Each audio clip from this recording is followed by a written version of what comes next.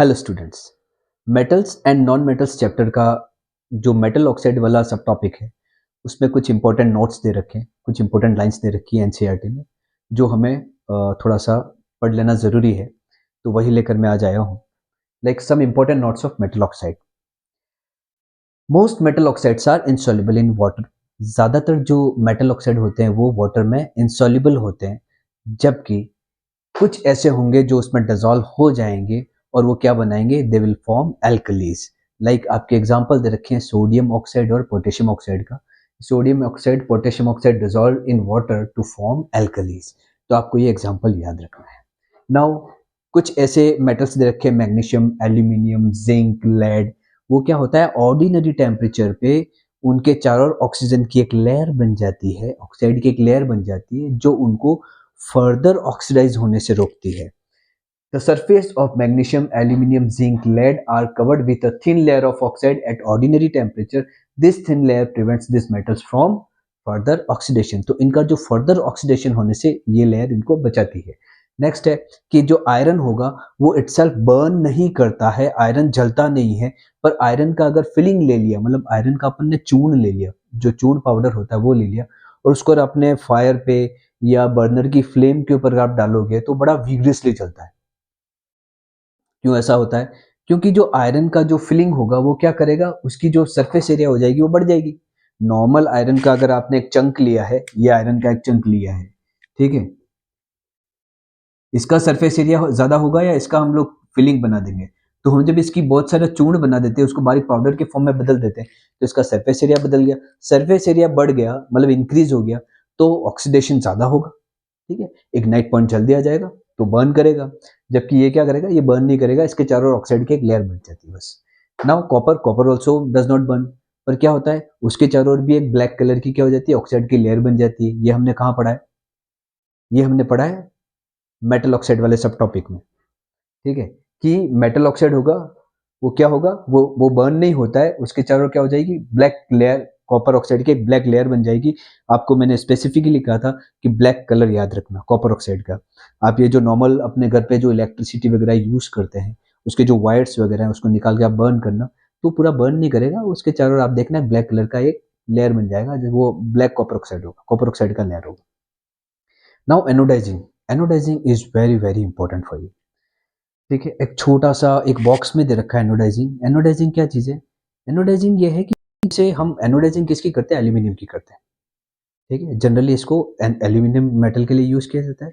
As अपन ने कहा था, एल्यूमिनियम, मैग्नीशियम, जिंक, लेड, इन सब पे क्या हो जाती है, एक ऑर्डिनरी टेम्परेचर पे भी एक लेयर बन जाती है इनके चारों ओर, जो उनको क्या करेगी, फर्दर ऑक्सीडेशन होने से रोक रही है।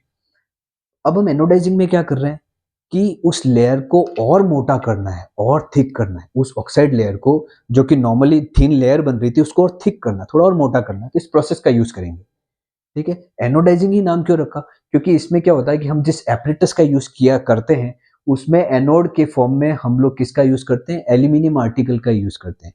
यानी जिस आर्टिकल का, जिस एल्यूमिनियम को अपन को ऑक्सीडाइज करना है, मतलब उसके चारों ओर ऑक्साइड की एक लेयर बनानी है, उसी को किस प्लेट के फॉर्म में लेंगे हम लोग, एनोड उसी को बना देंगे, ठीक है। और कैथोड के रूप में है तो हम क्या ले सकते हैं, कैथोड के फॉर्म में हम प्लेटिनम भी ले सकते हैं, स्टेनलेस स्टील का यूज किया जा सकता है। तो एनोडाइजिंग क्या है? Anodizing is a process of forming a thick oxide layer of aluminium to make it surface. क्या कर रहे हैं हम लोग, इसकी सरफेस के चारों जो थिक लेयर बना रहे हैं, वो क्या कर रही है, क्यों कर रहे हैं हम लोग, to make it surface stronger, ताकि एल्यूमिनियम क्या हो जाए, स्ट्रॉन्गर हो जाए, ज्यादा ड्यूरेबल हो जाए, ज्यादा लंबे टाइम तक चल जाए, और कोरोजन रेजिस्टेंट हो, वो उसके ऊपर कोई मतलब संक्षारण यानी जंग वगैरह नहीं लगे उसके ऊपर, इसके लिए। और दूसरी एक और चीज है इंपॉर्टेंट कि अगर हम थिक ऑक्साइड की लेयर बना देते हैं तो उसको डाई करना इजी हो जाता है, मतलब आप अलग अलग कलर कर सकते हैं। वो जो आर्टिकल आपने अब थिक लेयर बना दी है तो उसको आप अलग अलग कलर कर सकते हैं, इसलिए हम लोग एनोडाइजिंग का यूज किया जाता है, वाइडली किया जाता है इसका यूज। इसमें क्या करेंगे, एज आई टोल्ड कि एनोड को, एनोड के फॉर्म में क्या लेंगे, वही एल्यूमिनियम आर्टिकल लेंगे जिसको आपको क्या करना है, थिक लेयर बनानी है। फिर कैथोड के फॉर्म में क्या लेंगे अपन, प्लेटिनम या स्टेनलेस स्टील ले सकते हैं, आपके मतलब एनसीईआरटी में नहीं दे रखा है, तो आप कुछ ना लिखो तो भी चलेगा कि क्या ले रहे हैं हम, कैथोड ले रहे हैं, एनोड ले रहे हैं और एक इलेक्ट्रोलाइटिक सॉल्यूशन ले रहे हैं। स्पेसिफिक दे रखा है सल्फ्यूरिक एसिड ले रहे हैं हम लोग, इलेक्ट्रोलाइटिक सॉल्यूशन के फॉर्म में दे रहे हैं। इसको एक बैटरी से जोड़ेंगे, एनोड को पॉजिटिव टर्मिनल से जोड़ेंगे बैटरी के और कैथोड को नेगेटिव टर्मिनल से जोड़ दिया, बैटरी ऑन कर दी, इलेक्ट्रिसिटी अपन ने क्या करवा दी, फ्लो करवा दी इलेक्ट्रोलाइटिक सॉल्यूशन में। इलेक्ट्रोलाइटिक सॉल्यूशन में जब इलेक्ट्रिसिटी फ्लो होगी तो सल्फ्यूरिक एसिड जो अपना इलेक्ट्रोलाइट के रूप में है, उसके अंदर जो वाटर मॉलिक्यूल है वो ब्रेक्स डाउन हो जाएगा। किन आयंस के रूप में ब्रेक डाउन होगा, hydrogen ions and oxygen ions. Hydrogen ions अलग हो जाएंगे, ऑक्सीजन आयंस अलग हो जाएंगे।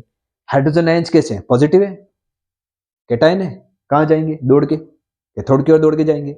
और जो ऑक्सीजन आयन है वो कैसे, नेगेटिव है, एनायन है, कहाँ दौड़ के जाएंगे, पॉजिटिव की तरफ। तो ऑक्सीजन कहाँ जाएगी, एनोड के ऊपर। एनोड पे क्या है, एल्यूमिनियम है।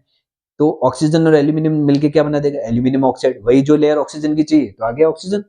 एल्यूमिनियम को ऑक्सीजन चाहिए थी, ऑक्सीजन मिल गई, कहाँ से मिली, इलेक्ट्रिक करंट पास करवाई, इलेक्ट्रोलाइट सल्फ्यूरिक एसिड था, उसमें जो वाटर मॉलिक्यूल था वो ब्रेक्स डाउन हुआ और एनायन के फॉर्म में ऑक्सीजन के जो आयन निकले, वो ऑक्सीजन आयन वो आपस में मिलके क्या बना देंगे, ऑक्सीजन गैस बनाएंगे, जो कि कहाँ इवॉल्व होगी, एनायन पे होगी।